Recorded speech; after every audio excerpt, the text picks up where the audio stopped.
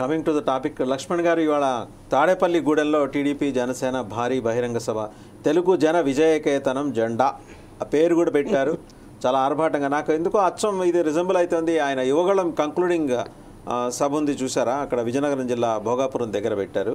అట్లాగే 500 మంది మొత్తం బాగా ఒక 2-3 తరాలకు ముందుకు చెందిన నాయకులందరినీ తీసుకొచ్చి కూర్చోబెట్టారు. ఎవరైతే నడవలేని వాళ్ళు ఉన్నారో వాళ్ళందరినీ తీసుకొచ్చి కూర్చోబెట్టి సభ అదే సిమిలర్ మోడల్లో ఇక్కడ కూడా జన సైనికుల్లో ఉత్సాహం బాగా కనిపిస్తుంది. ఆ జెండాలు కూడా బాగానే కనిపిస్తున్నాయి. ఏలూరు అలాగే తణుకు ఈ 2 నియోజకవర్గాల నుంచి టికెట్లు ఆశించిన జనసేన నాయకులు అయితే అలిగారు, వెళ్ళలేదు.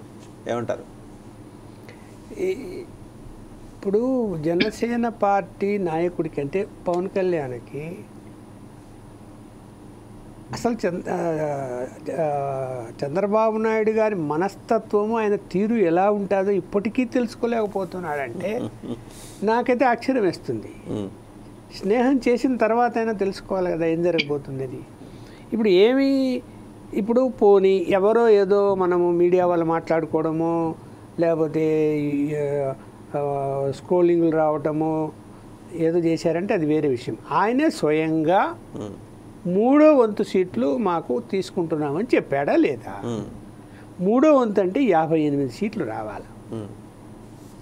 58 సీట్లు రావాలని నువ్వే మీ కార్యకర్తలకు చెప్పినప్పుడు ఎప్పటి నుంచో ఆ నియోజకవర్గాలు ఆశ పెట్టుకొని పోటీ చేయాలని డబ్బులు ఖర్చు పెట్టుకొని జనంలో తిరిగి యాక్టివిటీ చేసిన వాళ్ళు ఇవాళ 58 నుంచి 24 సీట్లకే నేను తీసుకుంటానని పరిమితం అయిపోతే ఏ విధంగా వాళ్ళందరికీ సమాధానం చెప్పగలుగుతాడు? అదేమంటే జగన్మోహన్ రెడ్డి బూచి చూపించడం, అరే మనం గెలవాలి, యుద్ధం ఇది, ఆయన రాక్షసుడు, ఆయన ఓడిపోవాలి, మనం గెలవాలి అంటే.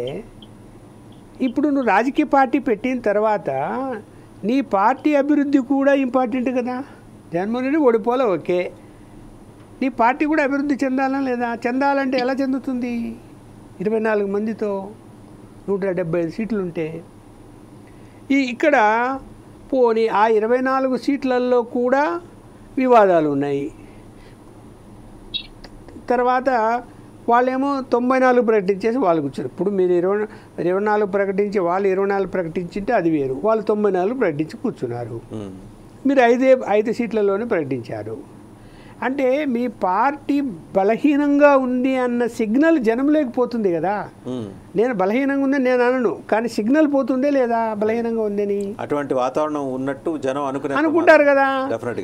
సరే, ఓకే, ఒక 30 సీట్లు 40 సీట్లు తీసుకున్నారు. ఇప్పుడు చంద్రబాబు నాయుడు గారి వైపు వాదన ఏమొస్తుందంటే అభ్యర్థులు సరైన వాళ్ళు లేరు, డబ్బులు ఖర్చు పెట్టే వాళ్ళు లేరు, అది ఎప్పటి నుంచో గుర్తింపు పొందిన నాయకులు కూడా లేరు. ఎవరికి? జనసేనకు. లేనప్పుడు మేము ఇచ్చామనుకోండి టికెట్లు, ఎవరికి పడితే వాళ్ళకి అనామకులు టికెట్లు ఇస్తే అవి మేము గెలిచే సీట్లు ఓడిపోతే రేపు పొద్దున జగన్మోహన్ రెడ్డి గారిని ఎలా ఓడిస్తాము, మాకు మెజారిటీ రావాలి కదా అని వాళ్ళ వాదన. మరి మీరు పార్టీ పెట్టి 5 సంవత్సరాల నుంచి ఫీల్డ్లో ఉంటూ జగన్మోహన్ రెడ్డి గారిని ఓడించాలని లక్ష్యం పెట్టుకున్నప్పుడు ఈ 5 సంవత్సరాలు సరే పొత్తు ఇప్పుడు కుదిరింది వదిలి, పొత్తు కుదిరినా కుదరకపోయినా రాజకీయ పార్టీలు యుద్ధ రంగంలో ఉండాలా, అంటే ఎన్నికల రంగంలో ఉండాలని అనుకున్నప్పుడు మీరు ఎందుకు నాయకులను తయారు చేయలేకపోయారు? ఎందుకు ఆర్థికంగా ఉన్న వాళ్ళని దగ్గర తీసుకొని ఆ నియోజకవర్గాల్లో నాయకుడిగా ఎదిగేటట్టు చేయలేకపోయారు? ఇవాళ ఇప్పుడు వాళ్ళ వాదన ఏంది? తెలుగుదేశం వాదన ఆ 24 కూడా సరైన అభ్యర్థులు లేరంటారు ఇప్పుడు వాళ్ళు.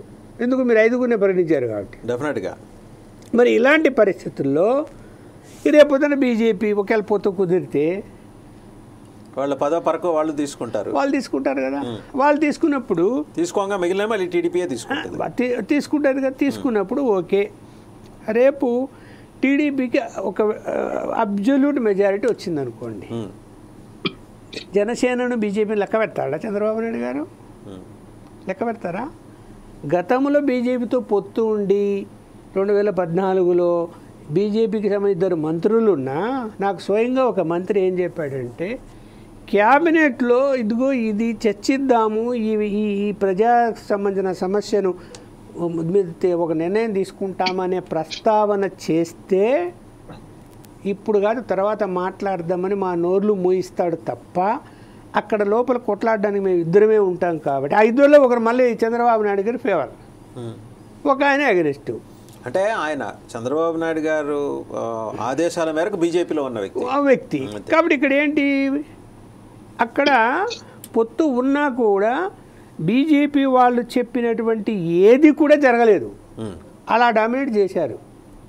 మరి ఇప్పుడు ఒకవేళ ప్రభుత్వం అధికారంలోకి వస్తుంది, మరి నేను ఒకటే క్వశ్చన్ చేస్తున్నా, ఏం ఆదేశించి ఏం పనులు చేయించగలుగుతారు పవన్ కళ్యాణ్ గారు చంద్రబాబు నాయుడు గారితో?